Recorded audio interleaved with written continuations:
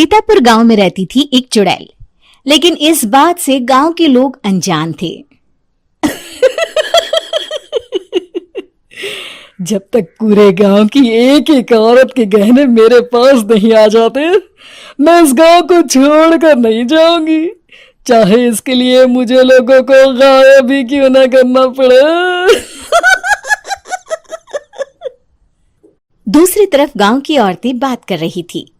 अरे सुन रही हो, ये देखो, मैंने कल ही नया हार बनवाया है सोने का, कैसा लग रहा है? बहुत ही अच्छा। अच्छा है ना, पहले तुम पहनो, फिर शादी में अपनी होने वाली बहू को दे देना। और क्या, सोने चांदी का यही तो फायदा है, जितना पुराना उतना महंगा। लेकिन एक एक पैसा बचाकर ये लेना सच में बहुत मुश्किल हो रहा था मेरे लिए। तभी वहां पहली का पति आ जाता है। गांव में एक औरत के घर के सोने के सारे गहने चोरी हो गए। लोग बातें बना रहे कि गांव में कोई चोर घुस आया है जो घर की कोई चीज को हाथ नहीं लगाता, पर सिर्फ सोने के गहनों को ही चुराता है। अब तुम ना अपने ये गहने संभाल कर रखना। हे भगवान, ये क्या बोल रहे हैं? ये तो वही बात हो गई कि गांव बसा नहीं और लुटेरे पहले आ गए। दूसरी तरफ गांव के ही एक घर में रंजना रहती थी। उसके पति का गांव में चाउमीन का ठेला था। एक दिन उसके घर में एक औरत आती है। अरे रंजना, तू गांव में नहीं है तो सोचा तुम्हें बता दूं। गांव में बात चल रही है कि गांव में एक चोर घुस आया है जो घरों के सोने के गहने चुरा लेता है। अरे मैं तो सिर्फ ये कान की छोटी सी बाली ही सोने की पहनती हूँ, बाकी गहने तो मैंने गांव के बैंक में लाकर रखे हैं। ये क्या होता है? ना बाबा ना, हमारे गांव की औरतें तो गहने अपने पास ही रखती है। जब कहीं जाना हो तो बस अलमारी से गहने निकालो और पहन लो। दूसरी तरफ एक औरत हाथ में टोटके वाली छोटी सी गुड़िया लेकर घर में चली आती है। अरे कोई है? घर की औरत है क्या? क्या है ये गुड़िया? ये कोई ऐसी वैसी गुड़िया नहीं है, ये जादुई गुड़िया है। इसको घर की अलमारी में रखना। अगर तुम्हारे घर पर किसी की बुरी नजर होगी तो रात भर में ये पतली सी गुड़िया मोटी हो जाएगी। मैं कल आकर ये गुड़िया ले जाऊंगी और तुम्हारे घर की सारी बुरी नजर छूट जाएगी, समझी? अरे वाह, ये तो बहुत कमाल की गुड़िया है, दे दो। कितने की है एक? अरे नहीं नहीं नहीं, ये फ्री की है। मेरा काम इस पूरे गांव को बुरी नजर से दूर रखने का है। हाँ। भली औरत उसके हाथ से वो गुड़िया लेकर अलमारी में रख देती है। लेकिन अगली सुबह जब वो उस गुड़िया को देखती है तो पतली सी गुड़िया मोटी हो चुकी होती है। हे भगवान, ये क्या? किसने मेरे घर को बुरी नजर से बांध रखा था? तभी वो गुड़िया वाली भी आ जाती है। मैंने कहा था ना, घर पर बहुत ज्यादा बुरी नजर है। लाओ, ये गुड़िया मुझे दे दो। औरत वो गुड़िया उठाकर उसे दे देती है। गुड़िया हाथ में आते ही वो औरत उसे लेकर सीधे गांव के बाहर की खाली हवेली में चली जाती है और साधारण औरत से चुड़ैल बन जाती है। अरे पगली, गांव वाली इस गुड़िया के पेट में तेरे घर के सारे गहने हैं। इतना बोलकर वो गुड़िया को फाड़ देती है और सारे गहने निकाल लेती है।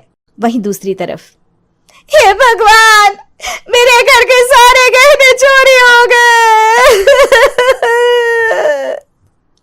उस औरत के घर के आसपास लोगों का जमावड़ा हो जाता है और लोग बातें करने लगते हैं। लो जी, ये भी घर गया। पता नहीं कौन चोर है जो इतनी होशियारी से गहने चुरा लेता है। कुछ समझ में नहीं आ रहा कि कौन है। लोग तो घर से कहीं जाते भी नहीं है, न ताला लगे न घर खाली हो, फिर भी रातों रात गहने चोरी हो जाते हैं। अरे हम तो कहते हैं लोगों को बारी बारी चौकीदारी करनी चाहिए, चोर को तो पूरे गांव वाले मिलकर पकड़ ही लेंगे। लोग बारी बारी घरों की चौकीदारी भी करते हैं, लेकिन चोरी होने का सिलसिला रुकता ही नहीं। फिर एक दिन रंजना के पड़ोस से भी रोने की आवाज आती है। अरे आज ही घर की बुरी नजर उतरी और आज ही सारे गहने भी चोरी हो गए। कैसी बुरी नजर? क्या हुआ था? तभी वहां उस औरत का पति भी आ जाता है जिसके घर में गहनों की चोरी हुई थी। हाँ, मेरी बीवी ने भी किसी गुड़िया को घर में बुरी नजर उतारने के लिए रखा था, लेकिन अगले दिन गहने चोरी हो गए। अब रंजना को कुछ कुछ बात समझ में आ जाती है। वो गांव वालों से कहती है, देखिए अब आप लोग चिंता ना करें, जल्द ही चोर पकड़ा जाएगा। उस नजर उतारने वाली गुड़िया को आज मेरे घर कोई भेज देना। फिर क्या था, चुड़ैल को लोग रंजना के घर भेजते हैं। पहली बार देखा है कोई खुद लुटने को तैयार बैठा है। तो तू है जिसे घर की बुरी नजर उतारनी है? ये ले गुड़िया, ये सुबह तक मोटी हो गई तो समझो तुमको और तुम्हारे घर वालों को नजर लगी है। हाँ हाँ, मैंने काफी सुना है। तुम ये गुड़िया मेरे घर छोड़ देना। अरे क्यों नहीं, कल सुबह आऊंगी जब गुड़िया तुम्हारे घर की सारी बुरी नजर लेकर मोटी हो जाएगी, ठीक है? अब क्या था, रात को रंजना ने पूरी नजर गुड़िया पर रखी।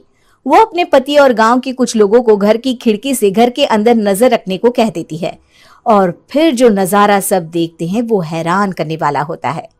गुड़िया धीरे से अलमारी खोलकर बाहर आती है। अलमारी के सारे गहने लेकर घर में जहां जहां गहने होते हैं वो लेकर अपने मुंह से खा जाती है। वो जितने गहने खाती उतनी ही मोटी हो जाती और फिर अलमारी में बंद हो जाती है। गांव वाले डर के मारे वहीं बेहोश हो जाते हैं। लेकिन सुबह जब वो औरत गुड़िया लेने आती है, रंजना उसका सामना करती है। ये देखो गुड़िया कितनी मोटी हो गई है, लगता है मेरे घर में बहुत लोगों की नजर लगी है।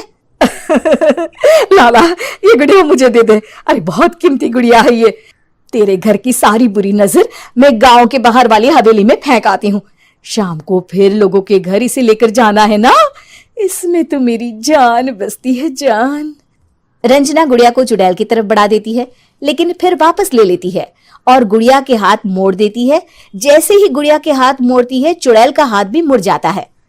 अच्छा, तो ये वो गुड़िया है जिसमें तुम्हारी जान बसती है। अब सुन चुड़ैल, तेरी सारी हकीकत सबके सामने आ गई है। या तो गांव वालों के गहने लौटा दे, नहीं तो मैं इस गुड़िया की गर्दन मोड़ दूंगी। चुड़ैल डर जाती है। अरे नहीं नहीं, मेरी गुड़िया दे दो, मैं सबके गहने वापस कर दूंगी। ठीक है, अब भी जा और सबके सारे गहने वापस कर। चल निकल यहां से। चुड़ैल सबके गहने लौटाकर रंजना के पास आती है। ला दे मेरी गुड़िया रंजना, इसके अंदर के गहने निकाल ले, लेकिन गुड़िया वापस दे दे। लेकिन रंजना जानती थी कि जैसे ही गुड़िया चुड़ैल को देगी उसकी शक्ति वापस आ जाएगी। चुड़ैल, तू तो चुड़ैल ही रहेगी, ये मैं जानती हूँ। अरे नहीं नहीं नहीं, मैं गांव छोड़कर चली जाऊंगी, किसी को परेशान नहीं करूंगी, वादा करती हूँ मैं। लेकिन रंजना उसकी एक बात नहीं सुनती और गुड़िया का सर उसके शरीर से अलग कर देती है। चुड़ैल सर अलग होते ही गायब हो जाती है। गांव वाले रंजना के साहस और बुद्धि की खूब प्रशंसा करते हैं।